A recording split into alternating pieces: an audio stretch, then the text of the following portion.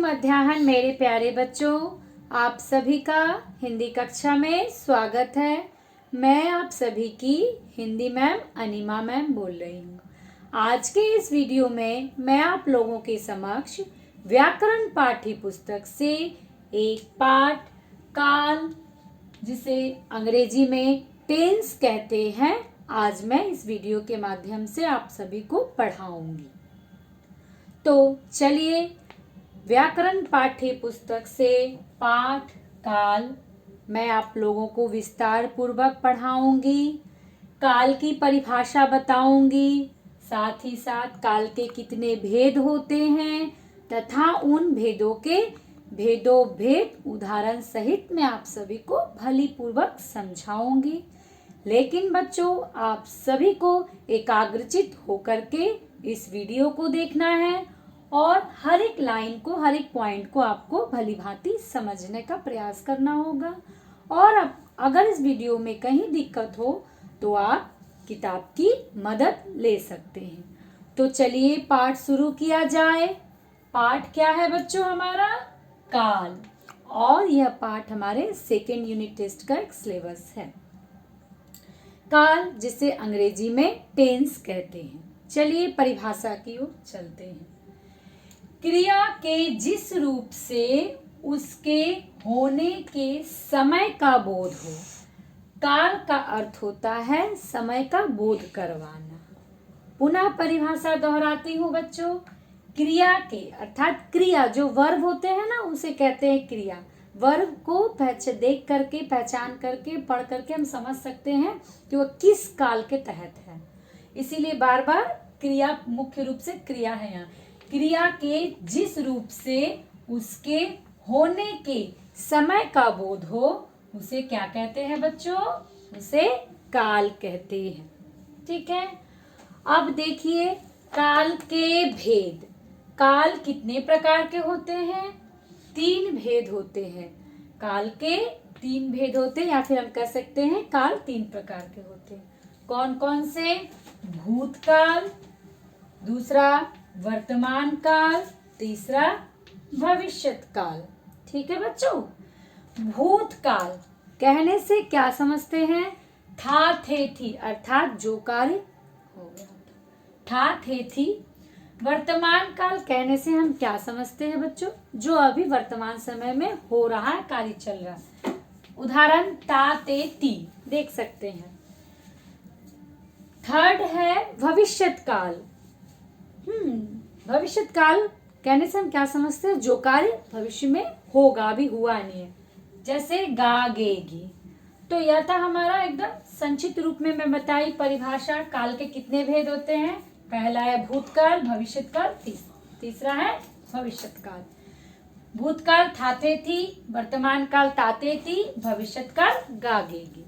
अब मैं आप सभी को उदाहरण दे दे करके समझाऊंगी। देखो बच्चों, जैसे स्वतंत्र, हमारा भारत 15 अगस्त 1947 को स्वतंत्र हुआ था। ध्यान देना क्रिया पर था। मेरे पिताजी विद्यालय में पढ़ाते हैं। ठीक है, वहां था, फिर हैं। अब तीसरा उदाहरण, हमारी कक्षा के बच्चे परसों पिकनिक पर जाएंगे।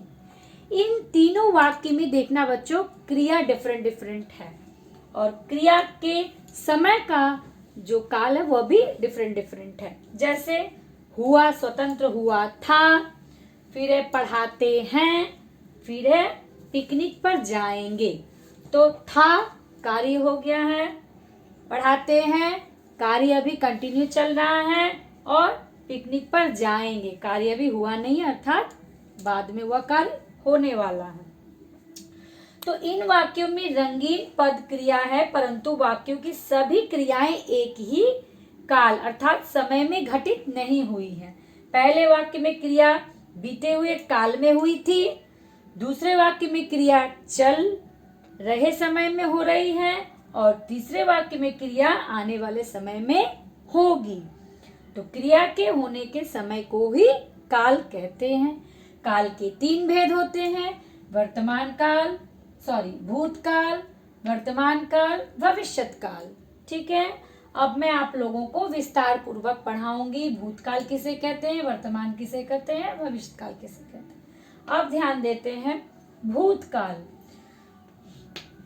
क्रिया के जिस रूप से कार्य के बीते समय में होने का बोध हो। पुनः दोहराती हूँ बच्चों, क्रिया के जिस रूप से कार्य के बीते अर्थात कार्य बीत चुका है, समय बीते हुए समय में होने का बोध हो, उसे हम भूतकाल कहते हैं।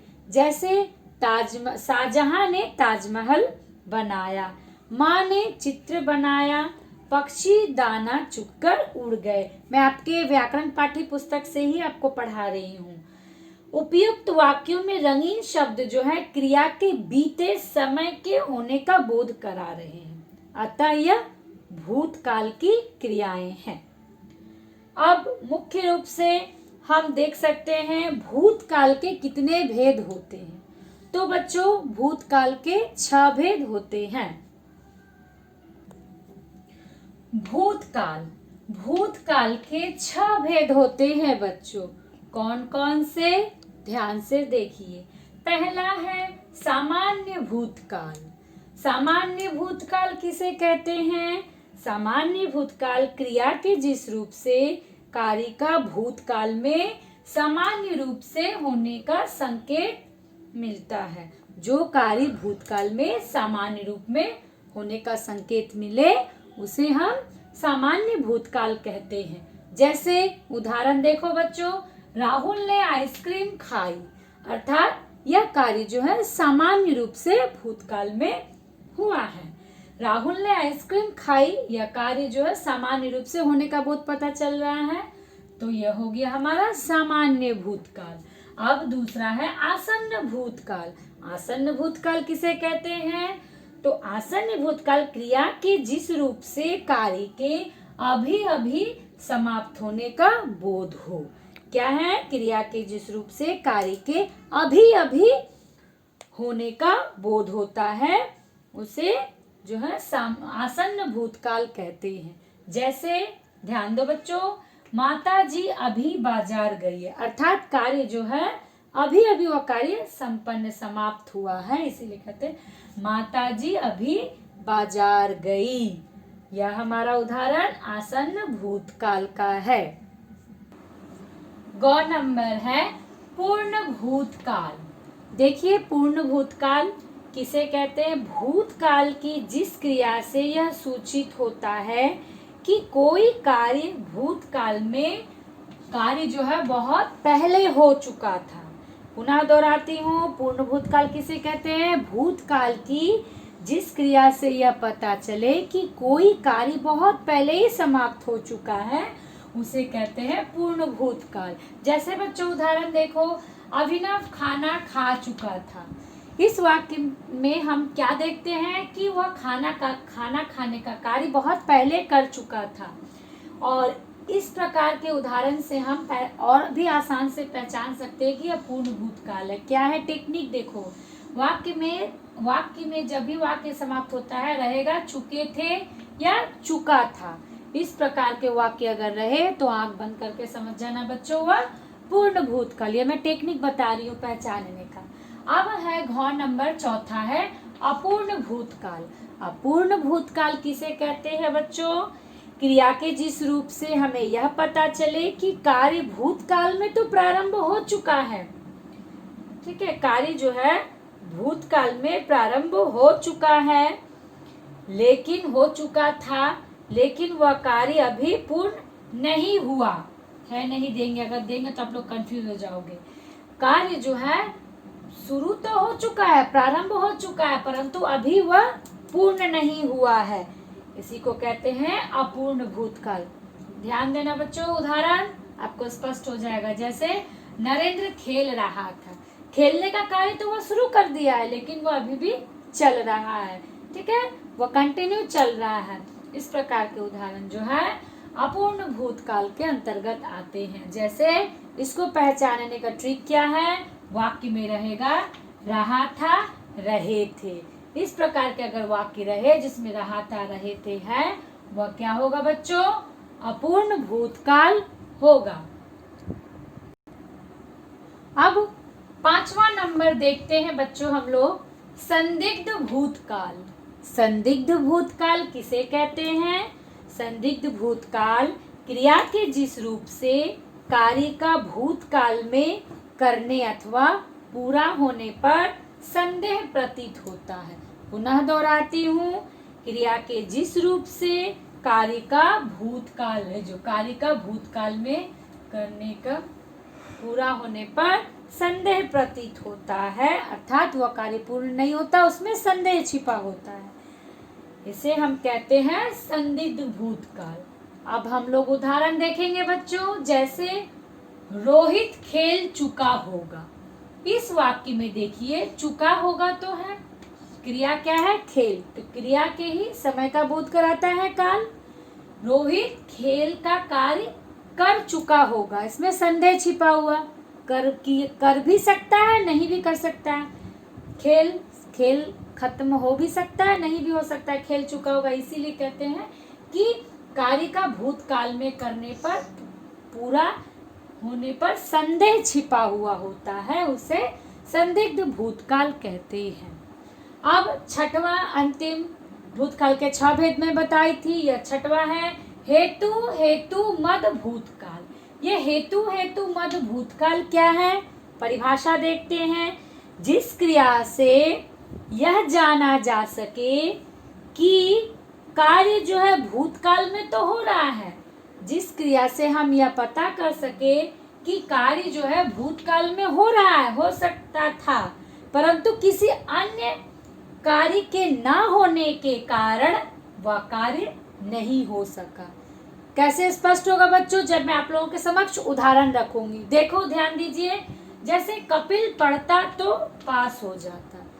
क्या है कि कार्य भूतकाल में हो सकता था, कपिल पास हो सकता था, लेकिन परंतु किसी अन्य कार्य के ना होने के कारण ना पढ़ता या नहीं पढ़ता तो अवश्य पास होता। इसलिए कह वो पढ़ने का काम ठीक से नहीं किया, इसीलिए पास नहीं हो सका।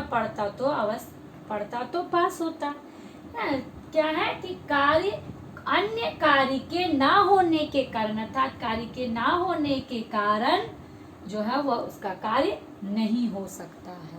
जैसे कपिल पढ़ता तो पास हो जाता, अर्थात क्या करा, अगर वह पढ़ता तो पास हो जाता, नहीं पढ़ा इसलिए पास नहीं हुआ, तो कार्य क्या है, होते होते रुक जाता है, किसी अन्य कार्य के कारण वह कार्य पूर्ण नहीं हो सकता है। इसे कहते हैं हेतु मद भूतकाल, अर्थात क्रिया के जिस रूप से यह पता चले कि कार्य भूतकाल में हो सकता था, परंतु किसी अन्य कार्य के ना हो सकने के कारण नहीं हो सकता है, वहाँ हेतु मद भूतकाल होता है। जैसे वर्षा होती तो अच्छी फसल होती। अच्छी फसल हो सकती थी, अर्थात कार्य हो सकता था, लेकिन किसी अन्य कार्य के कारण वह नहीं हो सका। वर्षा होती तो अच्छी फसल हो जाती। इस प्रकार की क्रिया में दो वाक्य परस्पर संबंध होते हैं। तो बच्चों, मुझे उम्मीद है कि काल की परिभाषा आपको समझ में आ गया होगा। साथ ही साथ काल के 3 भेद होते हैं, कौन कौन से? भूतकाल, वर्तमान काल, भविष्यत काल। मैं आप लोगों को भूतकाल के 6 भेद को इस वीडियो में पढ़ाई हूँ। उम्मीद है इस वीडियो को आप लोग बार बार देखें और काल की परिभाषा तथा उनके भेद को पुनः समझने का प्रयास करें। धन्यवाद।